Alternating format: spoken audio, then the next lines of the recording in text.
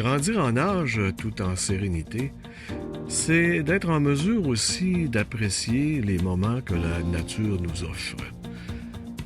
Je me retrouve à Val-Jalbert et je m'amuse à entendre les voix de ce qu'on appelait par le passé les fantômes de Val-Jalbert.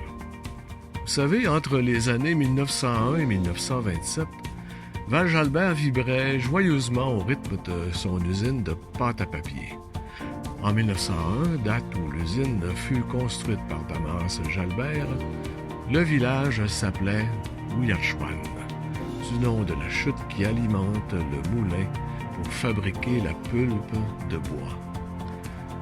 Si l'histoire de Val-Jalbert s'est terminée en 1927 avec la fermeture du moulin à pulpe, ça ne veut pas dire que les voix qu'on pouvait y entendre, entre autres celles des enfants et des chaises berçantes, s'est tues. Alors je vous invite à en découvrir une brève histoire dans ce balado qui s'intitule « Les chaises berçantes de Val-Jalbert ». Bienvenue dans le balado de Grandir en âge tout en sérénité, où nous vous invitons dans notre univers. Un balado pour les personnes qui grandissent en âge et qui souhaitent traverser cette période en conservant des étincelles dans leurs yeux. Avancer en âge est un passage obligé, aussi bien le rendre festif et continuer de contribuer à la magie de la vie. Bienvenue dans notre univers. Nous sommes en fin d'été 2021 qui fut exceptionnel du fait de ces jours heureux, de beau et de bon temps. Plus précisément, nous sommes à la mi-septembre et les jours sont encore chauds et majestueux. Je me retrouve par un bel après-midi dans ce village que l'on a surnommé Fantôme pendant plusieurs années. Les excités des vacances sont peu nombreux. Ils sont sans doute retournés aux affaires de la nation ou occupés par la marmaille qui effectue son retour dans les lieux du savoir. Ce bel après-midi me permet d'observer, d'humer, de savourer, de profiter de cette nature généreuse qui se déploie dans un environnement qui ne demande qu'à se laisser admirer. Au bout du chemin, il y a le vieux moulin de pulpe de la Price Brother et sa chute majestueuse qui y coule depuis fort longtemps, forgée par le passage des glaciers et par l'usure du temps.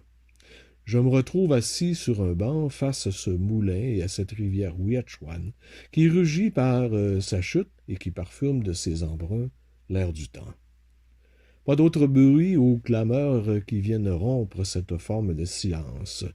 J'observe longuement la chute et je ferme les yeux afin d'absorber toute l'énergie de cette force motrice naturelle.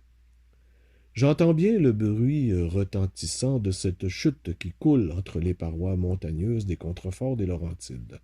J'entends les labeurs des ouvriers qui suent afin de faire tourner les machines avant de rentrer à la chaumière des réconforts et des bienveillances. J'entends les rires des enfants qui s'amusent dans ces rues non goudronnées, heureux de leur journée d'apprentissage des cédilles de l'âme des auteurs inconnus et des phrasés des instruits.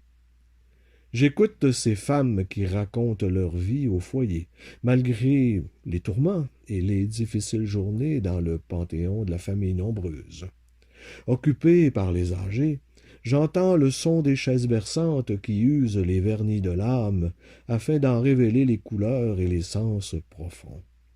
D'ailleurs, la berçante est celle qui a le plus de sens. Je crois que la chaise berçante est la seule qui puisse revendiquer le titre du rêveur aguerri. Ces villageois se bercent et rêvent d'un ailleurs meilleur.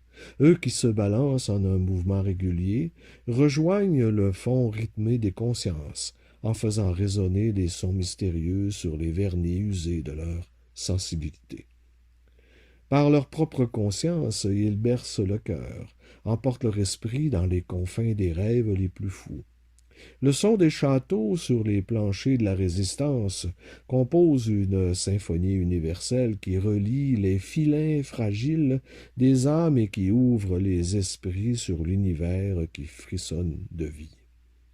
J'ai le souvenir des vieux qui fréquentaient le magasin général de mon grand-père, confortablement installés dans les berçantes entre la porte d'entrée et le crachoir des humanités. Des soirées entières à refaire le monde, à rêvasser à un avenir meilleur. Être aux commandes d'une chaise berçante est une opération majeure qui regarde le pouvoir de l'esprit. Se bercer évoque le retour sur les sentiers familiers de nos vieilles pensées. C'est aussi inspecter les états de notre âme, et c'est parfois se risquer sur des voies inconnues, les pieds liés dans le vide qui relie le vide à l'esprit. Des rêves bercés dans le fil du temps, des esprits réchauffés par la parlure des vieux et des sages. Val-Jalbert profite des moments de cette progression industrielle dans un environnement particulier.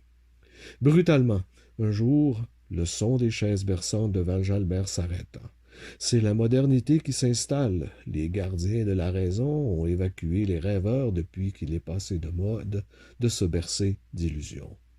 Les voilà amputés d'une belle machine, de la chaise aux âmes voyageuses qui sera remplacée par le vide absolu de l'implacable fauteuil de la pensée. Mais l'histoire le prouve. Les humains du village ont su composer avec la longueur des plus longs détours.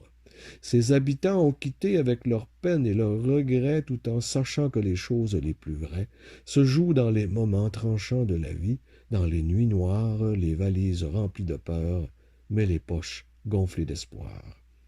Les chaises berçantes ont usé les planchers jusqu'à creuser un trou béant laissant entrer la modernité. Les berçantes se sont tues pour un moment indéfini, mais n'ayons crainte. Elles reprendront du service dans un autre espace-temps, permettant ainsi aux âmes de se bercer au rythme des allers-retours des rêves et de l'espoir retrouvé des jacasseries bienveillantes.